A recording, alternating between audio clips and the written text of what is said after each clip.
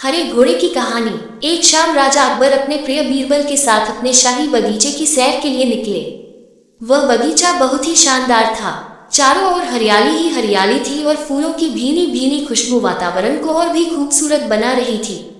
ऐसे में राजा को जाने क्या सूझा कि उन्होंने बीरबल से कहा, बीरबल, हमारा मन है कि इस हरे भरे बगीचे में हम हरे घोड़े में बैठकर घूमें। इसलिए मैं तुम्हें आदेश देता हूँ कि तुम 7 दिनों के अंदर हमारे लिए एक हरे घोड़े का इंतजाम करो। वहीं अगर तुम इस आदेश को पूरा करने में असफल रहते हो तो तुम कभी भी मुझे अपनी शक्ल न दिखाना। इस बात से राजा व बीरबल दोनों वाकिफ थे कि आज तक दुनिया में हरे रंग का घोड़ा नहीं हुआ है।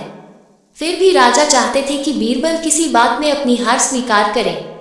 इसी कारण उन्होंने बीरबल को ऐसा आदेश दिया। मगर बीरबल भी बहुत चालाक थे।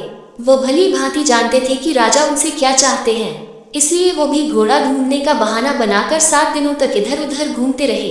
8वें दिन बीरबल दरबार में राजा के सामने पहुंचे और बोले, महाराज, आपकी आज्ञा के अनुसार मैंने आपके लिए हरे घोड़े का इंतजाम कर लिया है, मगर उसके मालिक की 2 शर्तें हैं। राजा ने उत्सुकता से दोनों शर्तों के बारे में पूछा। तब बीरबल ने जवाब दिया, पहली शर्त यह है कि उस हरे घोड़े को लाने के लिए आपको स्वयं जाना होगा।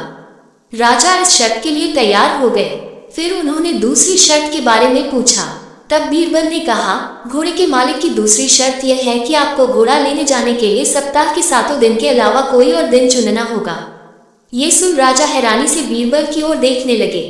तब बीरबल ने बड़ी सहजता से जवाब दिया, महाराज, घोड़े का मालिक कहता है कि हरे रंग के खास घोड़े को लाने के लिए उसकी यह खास शर्तें तो माननी ही होंगी।